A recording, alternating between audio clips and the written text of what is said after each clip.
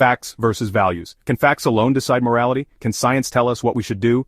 These big questions lie at the heart of what philosophers call the is-ought problem, first raised by David Hume. It's a puzzle that still challenges thinkers today. It forces us to confront a fundamental question about the relationship between the world as it is and the world as it should be. Imagine a deep chasm separating facts from values. On one side, cold, hard truths about the world, physics, biology, social data. We can observe these truths. We can measure them. The laws of physics, the findings of biology, the data of social science, these all belong to the realm of is. On the other side of the chasm are our moral judgments, our values, our sense of right and wrong. Hume's insight was that there's no logical bridge connecting these two sides. He argued that we can't derive an ought from an is. Just because something is a certain way doesn't mean it ought to be. This idea reshaped how we think about morality, science, and even law.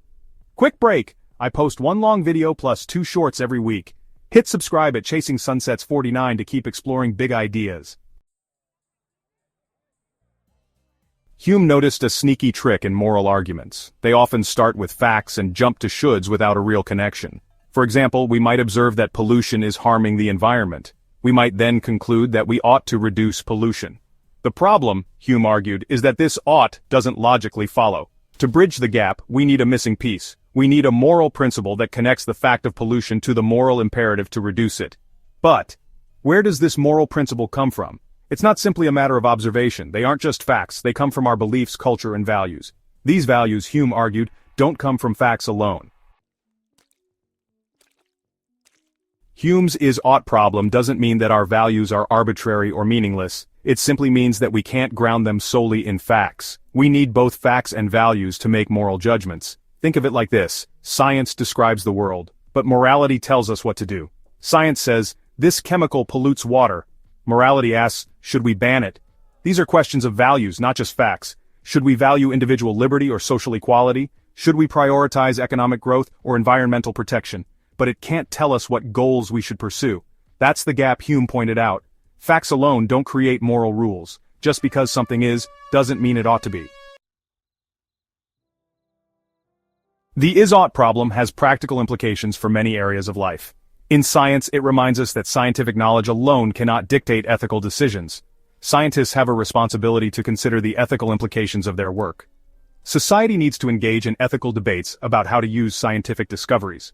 In law, the is-ought problem highlights the difference between legal and moral judgments.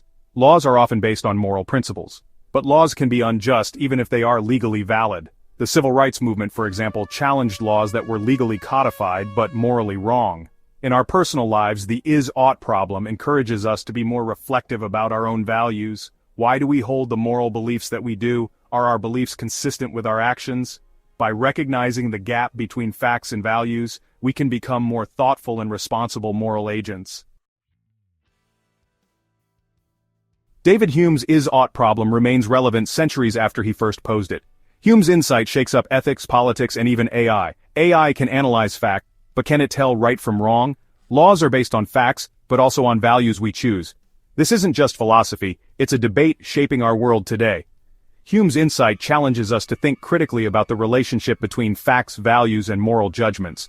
It's a challenge that continues to shape debates in philosophy, science, law, and beyond. So, what do you think? Can facts ever dictate morality? Or was Hume right? Let's debate in the comments below. Subscribe at Chasing Sunsets 49 for more mind-expanding philosophy. Take care.